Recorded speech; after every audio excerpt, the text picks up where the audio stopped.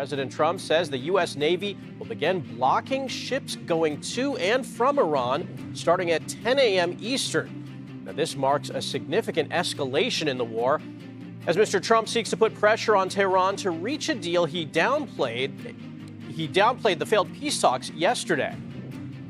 I think Iran is in very bad shape. I think they're very desperate. We had a meeting that lasted 21 hours. We understand the situation better than anybody, and Iran's in very bad shape. Well, Pakistan is urging the U.S. and Iran to get back to the negotiating table before the ceasefire runs out next week.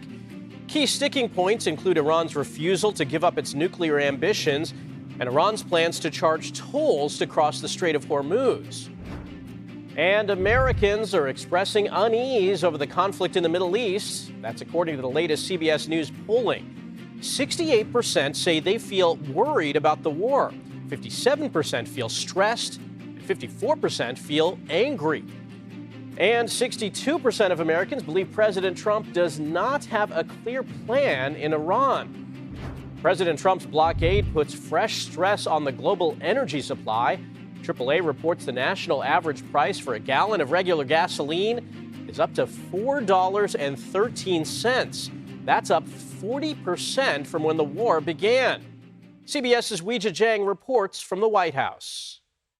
Late Sunday, President Trump brushed off the failed attempt to strike a peace deal with Iran. I don't care if they come back or not. If they don't come back, I'm fine. Trump said the sticking point in the negotiations was Iran's refusal to give up its nuclear ambitions. They still want it, and they made that clear the other night. Iran will not have a nuclear weapon. CBS News has learned the main stumbling blocks were U.S. demands that Iran stop enriching and storing uranium, a key material for building a nuclear weapon, end funding for terrorist proxies like Hamas and Hezbollah, and fully open the Strait of Hormuz without charging a toll. Iran's continued threat on oil tankers that need to clear the strait has caused gas prices to soar. Trump posted every law in the book is being violated by them.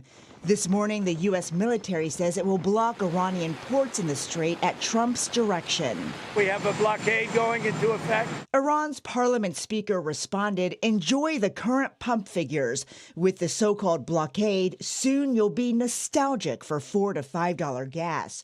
A new CBS News poll found more than half of Americans say gas prices have been a financial hardship.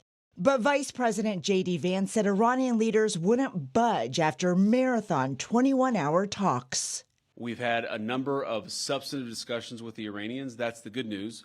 The bad news is that we have not reached an agreement. During negotiations Saturday night, Trump was at a UFC fight in Miami. Donald J. Trump.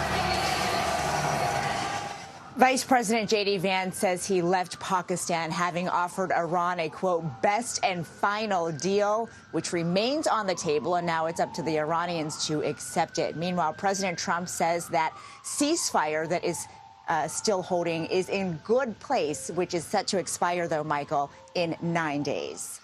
All right, Weijia Jiang at the White House. Thank you.